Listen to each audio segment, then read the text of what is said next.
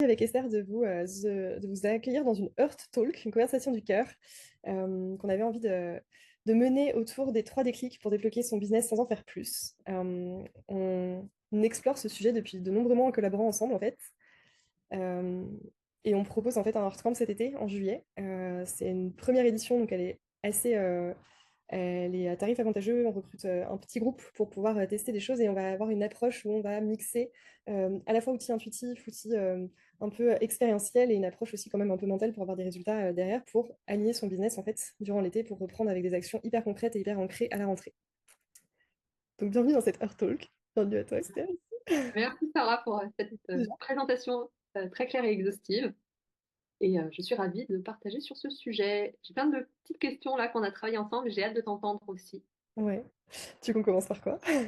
Alors, et bien parler, quels sont les déclics pour débloquer son business sans en faire trop? Parce que je pense qu'on a tendance, et moi la première, sur ces 4 dernières années, à penser que pour arriver à certains résultats, il faut faire plus.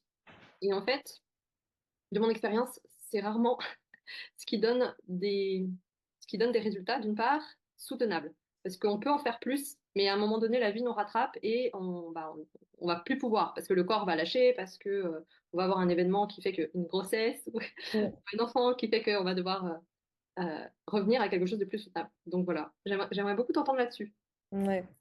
Euh, j'ai plein de choses qui me viennent, mais déjà, bah, de toute façon, enfin, je pense que si on a tous déjà essayé d'en faire plus, sans forcément plus de résultats et beaucoup d'épuisement, donc, et je sais pas si vous avez déjà expérimenté ces phases de repos ou de vacances où du coup vous revenez et tout semble plus simple, tout semble plus fluide et vous trouvez enfin les solutions sur lesquelles vous bloquez depuis des semaines et des mois. Donc, bien sûr qu'il faut pas toujours être dans l'action et en fait, je trouve qu'il faut se créer des espaces, surtout quand on entreprend, pour recevoir et télécharger un petit peu en fait les mises à jour de son business en fait. Pour avoir l'espace de se dire, ok, en fait, est-ce que cette offre, est-ce que ce partenariat, c'est vraiment genre un truc qui a du sens, que ce soit dans ma vision, que ce soit dans mon écologie personnelle aussi, pour nourrir mon énergie, mon côté finance, mon côté intérêt aussi intellectuel. Donc c'est hyper important d'avoir ces espaces un peu plus de vide de réflexion. Et je pense que ça interroge aussi la notion d'ego de l'entrepreneur et ce à quoi on se rattache en fait quand on est entrepreneur. On a un peu cette image en France de, ok, bah, de toute façon, pour être entrepreneur qui réussit, c'est sûr qu'il faut avoir un agenda booké, quoi. Hmm. Pas être disponible 2 mois à l'avance, minimum. Alors que, du coup, en sortant un peu de cette image de, en fait, je peux avoir une identité d'entrepreneur qui est un tout petit peu différente. Je suis pas obligée de répéter des schémas qui sont des schémas qu'on voit, qui sont largement publiés, mais qui sont pas forcément soutenables. Moi, j'ai beaucoup évolué dans des milieux entrepreneuriaux comme ça, avec des temps de travail qui ne s'arrêtent jamais, en fait, mais qui étaient valorisés, en fait, parce que ça répond à quelque chose de plus grand et ça donne une identité, alors que si on retravaille un petit peu son identité, euh, de se dire, OK, je peux être entrepreneur, je peux mêler action et exploration dans la matière, mais en partant d'un espace qui est un peu moins faire plus, mais faire pour moi aussi, quoi. Donc Ouais. en résumé, ça interroge vraiment l'ego, l'identité et aussi un peu la notion de créer l'espace. Et c'est pour ça qu'on avait envie de proposer ce Art Camp d'ailleurs ensemble, c'est aussi avoir des temps dans l'année où on crée cet espace, parce qu'on sait très bien que c'est hyper difficile de les créer soi-même, même si on sait que c'est important. Oui. Après, il y a des personnalités qui sont plus enclines à ça, et je pense que nous deux, on l'est. Mais oui, il y a plein, moi je connais plein d'indépendants, d'entrepreneurs qui sont dans cette course un peu effrénée à j'ai pas le temps de m'ennuyer Mm. et du coup qui sont pas forcément heureux et épanouis dans leur quotidien et pour qui leur entreprise ça devient presque une prison dorée. Et, euh, et je pense que ça, c'est lié aussi à un truc que moi j'ai beaucoup bloqué là-dessus et quand on parle de déclic, moi je pensais que la vision c'était réservé à des Steve Jobs, à des entrepreneurs, tu vois, qui avaient des visions en mode comment dire, très ambitieuse, très folle.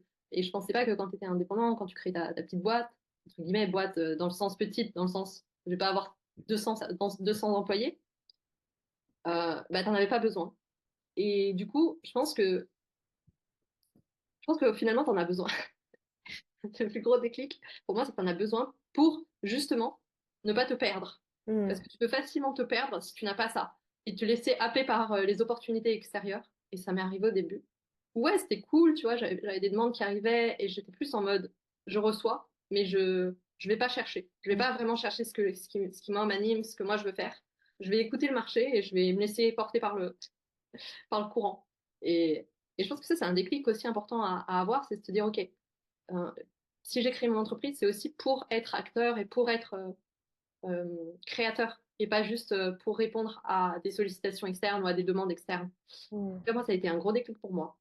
Le deuxième déclic, comme tu l'as dit, c'est l'identité et le fait qu'on peut concilier des identités un peu qu'on croit opposées et que, effectivement, l'entrepreneur, il peut être aussi flâneur et oisif. Et puis, ouais, l'ego aussi. L'ego, pour moi, je le place pas au même endroit que toi. Je pense que l'ego, c'est accepter que de se faire aider, tu vois, d'aller chercher à l'extérieur aussi, de demander de l'aide ou de demander des regards externes. Et pour ça, il faut déjà bah, savoir qu'on ne sait pas. Mm. En tout cas, tu vois, avoir cette humilité de dire, OK. Et moi, même sur des sujets que je pensais maîtriser, hein, le marketing, l'écriture, je suis allée consulter des gens extérieurs parce que enfin, on n'est jamais, tu vois, c'est le cordonnier le plus mal chaussé, quoi. Et c'est Ouais. dur d'accepter, d'aller de se faire aider sur ses propres zones d'excellence ou Ouais. d'expertise. Oui, bah ouais, pour le coup, faut mettre un peu l'ego de côté pour dans ces cas-là, mais j'adore la phrase je sais juste que je ne sais pas ce que je ne sais pas, quoi. Il n'y a que les regards extérieurs de personnes qui sont aussi avancées que nous, ou, enfin dans les mêmes domaines qui peuvent nous apporter ça, je trouve. Ouais. Super important. Et j'avais trop envie de rebondir sur ce que tu disais sur la vision parce que ça permet d'aller chercher les opportunités marché, c'est sûr. Et moi, je trouve qu'aussi un des bénéfices principaux de la vision, et pour s'aligner aussi quelque part, c'est d'avoir une énergie un peu plus constante. Mm. Parce que Ouais. je trouve qu'on a beaucoup de hauts et de bas si on n'a pas ça. Enfin, en tout cas, moi, Ouais. au départ, je me suis lancée un peu pareil, hein, comme beaucoup, je pense, et comme toi, bon, ok, je prends les opportunités, et puis c'est trop cool si ça fait rentrer de l'argent. Et en fait, tous les 2 mois, genre crise existentielle, est-ce que j'arrête pas parce que je sais pas combien je vais être payé le mois prochain, et du coup, je sais pas comment je facture. Bref, ce qui enlève pas qu'on n'a jamais vraiment cette sécurité non plus quand on est entrepreneur, même quand on a une vision. Mais du coup, d'avoir cette vision permet de se dire, ok, bah, en fait, je vais vers un truc qui me dépasse un peu, en fait, quelque part qui est plus grand que juste la prochaine semaine qui arrive ou le prochain mois qui arrive, qui peut être parfois bah, moins facturé. Ok, donc du coup, quelles sont les actions que je mets en place derrière pour brique par brique en fait construire cette vision. Ouais. J'aime bien la comparer des fois à une maison Ouais. et construire un peu les fondations petit à petit. Et même si ça veut dire bah, parfois que c'était une opportunité qui est peut-être un peu moins alignée, mais en fait on sait pourquoi on le fait, peut-être que c'est temporaire. Et je trouve que ça me Oui. permet de maintenir une énergie et un niveau de son projet, de son entreprise qui est beaucoup plus stable en fait. Je suis d'accord avec toi et ça me permet de rebondir sur la deuxième question, tu sais, sur les erreurs fréquentes. Quelles Ouais. sont les erreurs fréquentes qui font qu'on n'en matérialise pas nos projets de cœur?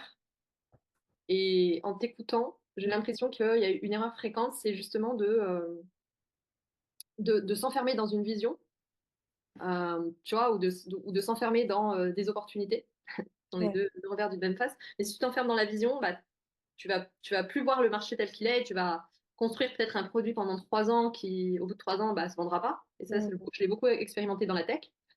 Mais on peut aussi, un peu moins en solopreneur, parce que tu as toujours les loyers ou les courses qui te ramènent. Mais quand même, tu peux quand même te reposer sur ton conjoint ou sur. Il y a des cas comme ça où tu te dis, oh, bah, c'est pas grave, j'ai le temps. Et en fait, bah, non, faut déjà être pragmatique Mm. euh, et se dire, bon, bah, une entreprise, faut qu'elle facture. Si elle facture pas, tu vas pas pouvoir tenir longtemps. Parce que enfin, peut-être tu vas tenir 2 ans, mais après, bah, il faudra trouver une solution. Donc c'est aussi je pense que la vision, ça t'aide aussi à accepter de faire les sacrifices ou les concessions. Peut-être pas sacrifices, mais concessions de se dire, OK, ce client, il est peut-être moins aligné avec ma grande vision, mais je le prends parce que bah, en ce moment, j'ai ces besoins minimums en termes de cash et que lui, ça se trouve, il remplit 100% des besoins et il me laisse X temps pour aller explorer ça, tu vois. Et je trouve que ça change vachement de choses. Je suis hyper en phase avec ce que tu dis, d'autant plus que par contre, une fois que tu as la vision, c'est aussi beaucoup plus simple de dérouler un peu le tapis rouge devant soi et d'avoir les bonnes opportunités, je trouve. Oui, D'attirer, de savoir lesquelles chercher, oui, lesquelles répondre et lesquelles provoquer. Du coup, finalement, le dilemme se pose de moins en moins, je trouve, plus tu avances sur ta vision. oui, Mais c'est hyper important, je trouve, pour prendre ce genre de décision, justement, de se dire, OK, c'est pas mon grand projet, mais ça me permet quand même de poser une micro-brique ou une micro-pierre dans cette fondation qui va me permettre de travailler, de me former peut-être en parallèle, d'aller démarcher mes clients de rêve, de tester mon ça. offre en attendant. Et du coup, hyper important. Et ce qui est hyper important aussi pour revenir sur ce que tu disais, c'est qu'effectivement, on a tendance à figer la vision alors que c'est en mouvement et c'est à faire. Enfin, moi, je trouve que c'est une énergie, presque une vision. Mm, Et du coup, c'est à rencontrer assez fréquemment, en fait.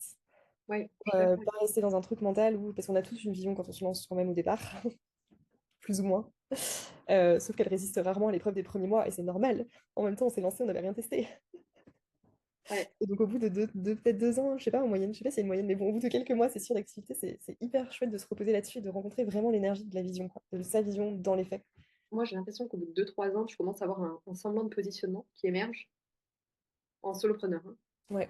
Et effectivement, que la vision, elle commence à se dessiner à partir de ce moment-là. En fait, je pense que 2-3 ans, c'est un peu la période charnière. Soit tu as la vision qui commence à se dessiner et tu tiens, Mm, soit tu es out. Et tu vois, il y a le taux de, je mm, crois que c'est plus de 50% hein, qui ferme en 3 ans. mm, C'est énorme. Je pense là, il y a un vrai moment charnière parce que tu mm, te rends compte de tout ce que ça implique d'être entrepreneur. Et si tu n'as pas une vision derrière qui est solide, mm. tu te dis, bah, en fait, même économiquement, parce que moi, je connais des gens, enfin, j'ai travaillé avec des entrepreneurs qui gagnaient extrêmement bien. Et ils disent, ouais, mais en fait, ça vaut pas le coup. Mm. Je veux dire, si tu le fais juste pour gagner de l'argent, en fait. Tu le fais juste pour gagner de l'argent, franchement, c'est pas le meilleur plan. Mm.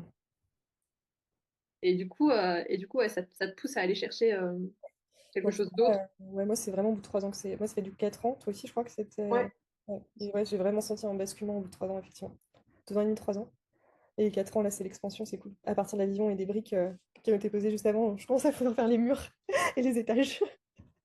ouais, ouais, et sortir du côté raisonnable. Ouais, ouais. Parce que Bah, tu vois, on parle d'erreurs fréquentes. L'erreur fréquente, c'est aussi ça. Moi, je me souviens au début, j'étais vachement attachée à ce truc de il faut prendre des décisions rationnelles, raisonnables. Je vais pas je vais pas investir dans certaines choses parce que ça va pas avoir de résultats mesurables à court terme. Je vais pas investir même dans des projets d'écriture qui demandent 2 à 3 ans parce que bah y a pas de les chances de réussir sont tellement faibles, tu vois. Et je pense que ça aussi, je pense que tu as besoin quand même de passer par 2-3 ans où tu prends confiance en ta capacité à générer de l'argent, tu vois, pour te dire après, OK, mm. bon, je sais que tu vois ce que je veux dire ou pas? Je sais que je peux, mais maintenant, je vais aussi aller vers des choses peut-être moins raisonnables et plus Pas plus alignées. aligné, en fait, avec Mm, ce qui vient du cœur, quoi, ou de l'âme, vous mm, l'appelez comment vous voulez, mais mm. ce qui vient vraiment de l'intérieur, quoi. Pas juste des modèles qu'on réplique à l'extérieur ou de ce qu'on Mm. s'était dit suite à notre formation. Ouais. Ouais, moi, je l'ai bien vu, c'est au bout de 3 ans que j'ai assumé mon côté intelligence spirituelle, de toute façon, en public. Mm. Et ça m'a demandé 3 ans d'exploration, de se dire, ok, c'est cool, mais ça, c'est vraiment mon truc. Et moi, Raisonnable. pareil pour l'écriture, tu vois, le côté écrivain, et indépendamment, effectivement, c'est pas quelque chose, enfin, je pense que toi aussi tu l'as vécu, c'est pas un choix, entre guillemets. Enfin, c'est un choix, mais il y a aussi des choses qui, en fait, sont imposées à nous. C'est après, est-ce que tu le suis ou pas, tu vois? Est-ce que tu suis le côté un peu irrationnel de se dire, bah, en fait, c'est ça que je veux, et d'écouter la petite voix, ou est-ce que tu dis non, mais c'est pas raisonnable, et je vais rester dans du ghostwriting ou dans du, tu vois? Mm. Bon, en tout cas, moi, pendant les 3 premières années, j'ai suivi la voie raisonnable et c'était cool, mais je me suis épuisée. Donc, maintenant, je suis l'autre voie et puis je verrai. Mais je pense que c'est quand même. Enfin, je vois que ça a d'autres effets et que ça nourrit pas du tout les mêmes aspects Non. intérieurs. Bah, moi, j'ai plus d'énergie, hein. Bah, clairement, déjà, et j'ai plus de clients Mm. qui me vont. Ouais, oui, oui, oui, indéniablement. Ouais. Il y a un tri qui se fait. Voilà, exactement. C'est une bonne image. Après, le tri, il faut savoir aussi, tu vois, accepter finalement, tu vois. Ouais. Accepter de perdre. Parce que là, il y a des. Je pense à une fille que j'accompagne. Bah voilà, le choix que tu fais va aussi t'amener de la perte. Enfin, faut pas être. Tu vois, je veux dire, peut t'amener de la perte en tout cas. Faut Bah, être prêt à l'accepter à court terme, ouais. à court terme. Pour se dire, OK, ben ouais, j'accepte de prendre le risque de perdre Mm, à court terme. clairement. Et Esther, est-ce que tu as un dernier déclic, phrase, parole, mot à partager sur comment débloquer, enfin, est-ce qu'on Non, peut... là, c'était les erreurs. On était sur les erreurs. Ok. Bah, est-ce que tu as un Non, dernier mot à partager pour clôturer cette Earth Talk sur le sujet qui nous occupe? non, bah non, non, non. On a fait toutes les questions du coup? Je Non. crois. Il en manque une? Il en manque une, je pense. Il manque la question la plus difficile, Sarah. Comment savoir si nos difficultés viennent d'un manque de vision et pas d'un manque de compétences ou de confiance en soi? Tu sais, Ah, parce qu'on a souvent pas le, on a facile. souvent le cas de gens qui nous disent, enfin, ils ne nous le disent pas directement, mais qui prennent des formations parce qu'ils sont convaincus que ce qu'il leur faut là maintenant, c'est une nouvelle formation et pas un accompagnement sur eux-mêmes. Ouais, ouais. Euh, alors, Je pense que la question de l'énergie est hyper prégnante, de l'énergie stable qu'on a au quotidien, peut donner un gros indicateur sur si c'est un manque de vision ou pas. Hmm. Parce que plus on manque de vision, moins on arrive à maintenir ça et moins on est stable. Et du coup, bah, on a tendance à se raccrocher à des trucs hyper rationnels, justement, qui sont des formations, des diplômes, des trucs qui font bien, quoi. Euh, donc je pense que c'est un des premiers indicateurs. Et après, je pense qu'un deuxième indicateur, enfin en tout cas qui fonctionne bien pour moi, mais je serais curieuse de t'entendre là-dessus, c'est la joie que je peux mettre dans les missions que je fais, dans même les tâches Hmm. enfin, par exemple, moi j'organise pas mal de retraites, de stages, et je trouve pas ça passionnant de gérer la logistique en amont, par exemple. Et ben pourtant, je le fais avec beaucoup de joie parce que j'adore faire ça, en fait, organiser ces espaces-là. Mais je crois que si je l'organisais dans autre chose, pour, je sais pas moi, l'événementiel, comme je faisais avant, peut-être plus pour parler du handicap, par exemple, c'est ce que je faisais avant, et bah c'était pas pareil, quoi. Donc je pense que la joie est un bon curseur et l'énergie aussi qu'on a. Alors ça n'empêche pas d'avoir des baisses d'énergie, mais par contre on se perd plus dans le trou du fond de je vais tout abandonner, je suis nulle, ça ne va pas. Les J'ai clients. regardé les infos Donc de moi la je trouve que c'est ça. Et puis bah, l'expérience aussi, parce que de toute façon les compétences c'est bien l'expérience. Oui, Donc qu'est-ce que tu dirais oui. toi? Alors moi, j'ai écrit. Non, moi, je me suis dit que les symptômes et les conséquences étaient différentes. Effectivement, un manque de compétences, tu vas plus le voir parce que tu as des erreurs. Tu vois, tu fais souvent des erreurs ou tu as des difficultés à répondre à des demandes clients. Alors que la vision, effectivement, c'est tu as tendance à te disperser. Ton énergie à plus avoir de fil conducteur, à ce que je disais tout à l'heure, à être acteur au lieu de spectateur. Et la confiance en soi, le symptôme, c'est insatisfaction. Toujours Ouais. insatisfait malgré tout ce que tu fais. Tu n'oses pas faire des choses qui t'éloignent un peu trop de ce que tu as déjà fait avant. Tu remets toujours tout en question et surtout toi-même. Ok. Ça, c'est les symptômes. Et après, les conséquences, elles sont différentes aussi. Tu vois, le manque de vision, bah voilà, tu as l'impression de ne pas être à ta juste place. Et du coup, c'est ce que tu disais, ça entraîne bah, cette impression de te disperser, d'être dans une énergie un peu Hmm. en dents de scie. Alors que le manque de compétences, bon, bah, là, tu auras du mal à créer la confiance avec tes clients. Parce Hmm. que bah, quand ils te demanderont, bah, montre-moi des exemples, ou tu vois, Hmm. là, tu auras plus de mal à sortir de la rhétorique et de tes formations, par exemple. Hmm. Donc, tu auras plus de mal à convaincre par l'expérience, Ouais. ce que tu disais. Ouais. Et le manque de confiance en soi, et ben là, c'est plus la conséquence, c'est que tu vas jamais mettre en avant tes réussites. Hmm. Parce que tu vas toujours douter de toi et être insatisfaite, bah forcément, ça sera jamais assez bien. Donc, tu vas pas le communiquer puisque ce n'est jamais assez bien. Et je pense que, ouais, il y a les symptômes et puis bah, ce que ça entraîne derrière. Les Hmm. blocages que ça entraîne derrière sont pas les mêmes. J'adore la façon dont tu C'est analyses. structuré là. Est-ce que vous sentez que Esther, c'est celle qui pose les bonnes questions au bon moment?